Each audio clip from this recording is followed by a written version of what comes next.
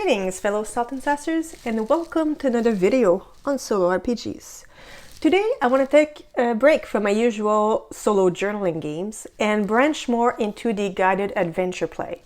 And this is what this game, Lost in the Dark, is all about. This is actually Mandy's game. She loaned it to me for the purpose of this, review and also for, general play. She really enjoyed it, and I can see why, actually. I'd say, not to do any spoilers, but this is a step above the other sort of choose-your-own-adventure games that I have played. It is built around the 5th edition role set from D&D, specifically for solo play, and has a, pretty good premise of you wake up with amnesia in a dark, mysterious cave, you explore it. I won't spoil it too much, because as you explore it, you recover your memories and, your character advances and everything. It's a nice story, it's a good premise. It's very classic, but it's also very good at it's very good at what it's trying to do. It's a classic adventure, it scratches that itch, it's predictable in all the good ways, if I can say it like that. And while the rule set starts by saying that you should be, I think it says familiar with the 5th edition rule sets, I just want to say that I'm going to shoot my nerd cred, but I've actually never played 5th edition D&D. The closest I've come is playing Baldur's Gate 1 or 2, not the nice one that just came out, an eternity ago. That said, honestly, there's not much to pick up, and the way that the instructions are laid out for making checks, you don't really need to know much about D&D. A little familiarity with a general D20 system will do it. Anyway, there's a bit of summary here on how to play, same here with modifiers and things, but you don't even create a character at this time. The story guides you through it. So this is an excellent way to just start off. Also, aside, the character sheet is actually a bookmark. And maybe that's doesn't sound that revolutionary, but it's absolutely extremely awesome, because as you go through this game and you start at the prologue, and then you move on to, the next paragraph of your adventure, take a break, put that in here, and you're done. And you pick it back up, and here you are. This is ridiculously convenient, if I may say so. Oh, if you're noticing that there's writing here and you're going, oh my god, you wrote in Mandy's book. I did not, for the record. Mandy wrote in Mandy's book. Okay, so I'm not the only person who writes in books. This is also her writing on the bookmark. She gave me some extra, but I felt bad using them, so actually use a separate piece of paper. But if this were my book and these were my bookmark, I would absolutely go with this. This is brilliant. So this little bookmark has the character's name, the class, the background, health, armor class, speed, weapons, your stats, base proficiencies, additional bonuses, inventory, and journaling. That's not proper journaling, that's just keeping track of where you go. But again, I don't think it's all that necessary with the ability to simply bookmark where you are. So I'm not, again, going to spoil very much of this game for you. But it is basically, actually I use Mandy's character for this overview, but you wake up in the dark and then you would choose a bit of a background here, which comes with some base item and proficiencies. So that's the first choice you make, and then they give you your armor class and everything, and you get to assign statistics to your character, which gives you different modifier. And then after you do all this, you would just choose if you go to a crossroad or, for example, to the collapse passage. Say that you go to the collapse passage, then you would be given a bit of, the italic text here is sort of just story building. A little bit more in a rubble dust, but then usually you're given one option. You can do, for example, a perception check.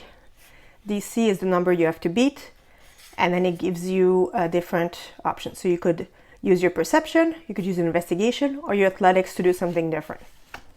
For example, if we use Mandy's character here, she would probably try to do a investigation. She's pretty high intelligence, she's got a +2. So she would simply roll her d20, 8, add the result 2, +2, because that's her check. And then we would decide if she passes or not. In this case, it'd be a 10. So she would have written investigation 8 +2, so that's a fail. And so you would go here on the back of the page, you always have the success and the failure of each. So in this case, we failure of investigation.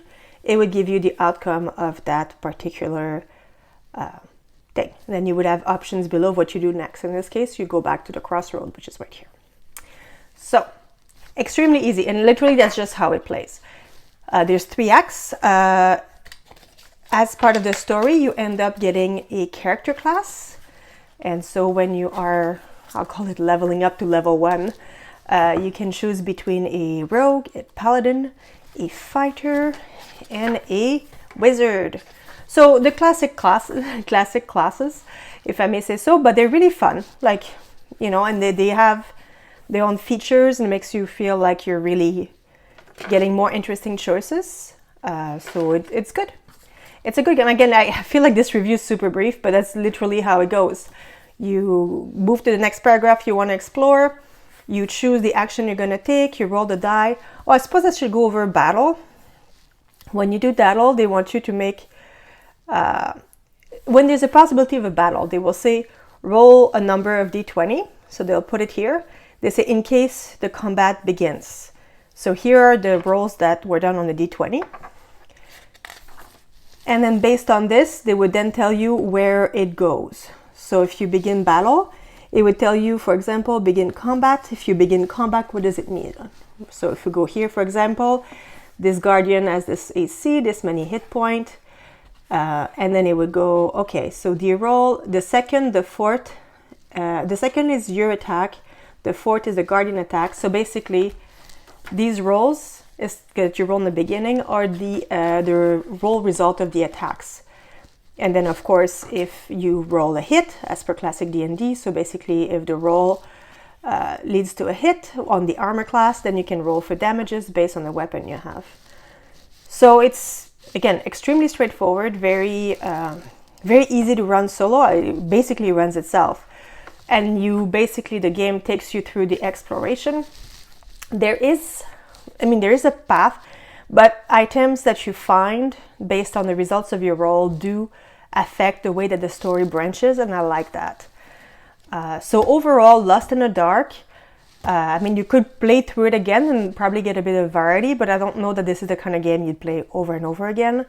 But again, playing solo with other people, I know that, we all like to think that we'll find the one game and it's the only game we'll ever play ever.